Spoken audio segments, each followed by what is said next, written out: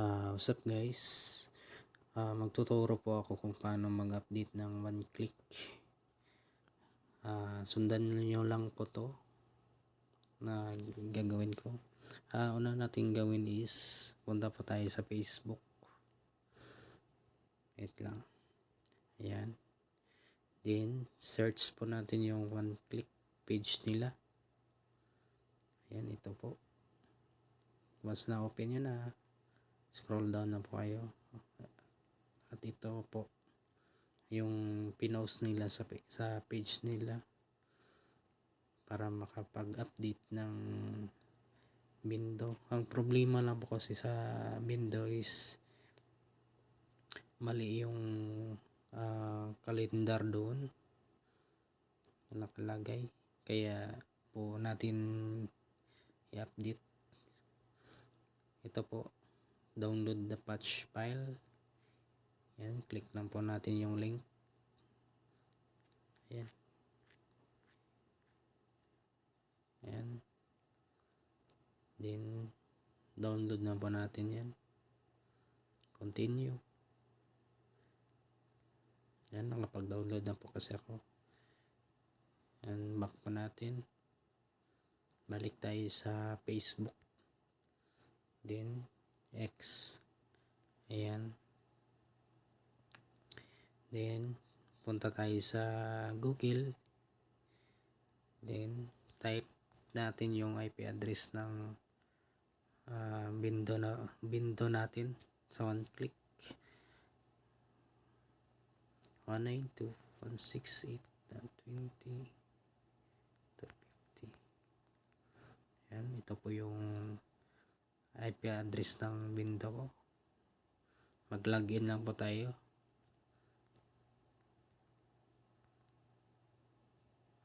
Login. Then punta tayo sa dito. Click lang po natin yung tatlo. Then software, ito. Software updates. So sa makikita nyo po na yung current version po ng one click ko ay P9.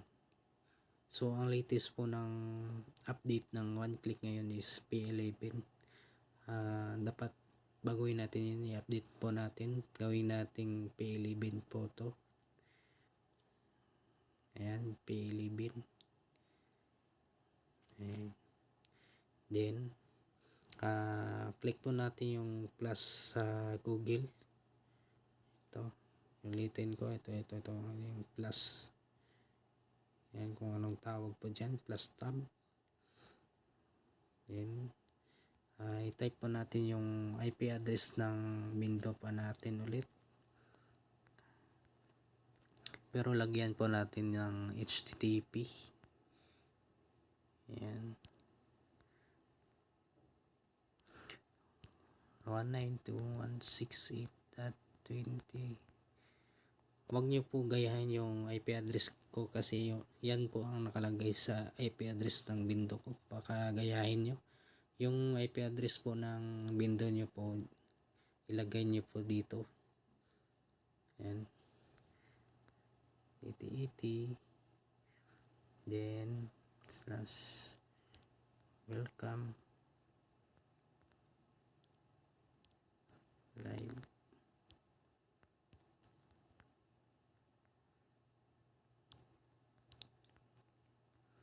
Ayan, type lang po natin welcome/live dispatch tool, then enter. Ayan, ito po yung lumabas, live patch tool. Click lang po natin yung choose file, media picker. Yung dinownload po natin kanina is ito, live patch. Sa Facebook, sa page nila, live patch, click naman natin yan, then go.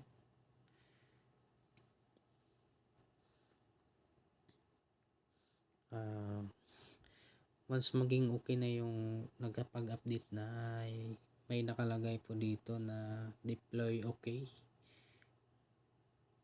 Reload lang po natin. mas may nakalagay na, ayan, nakalagay na deploy okay, ibig sabihin po ay nakapag-update na po yung window natin. Balik tayo sa window natin. Wag na po ninyo i-type yung IP address nyo. HTTP pala. Yung IP address nyo po, i-type nyo po. And ito. 192.168.20. Ito po yung IP address ko. Ayan, open na. So, punta tayo sa tatlong nakaguhit yan sa gilid. Then, super. Tingnan po natin kung nag-update na ba. Ayun, nag-update na. Naging P11. Kanina P9 pa yung nakalagay dito. Ngayon, kapag update na, naging P11 na. Ayan, gayahin nyo lang po to guys kung paano mag-update.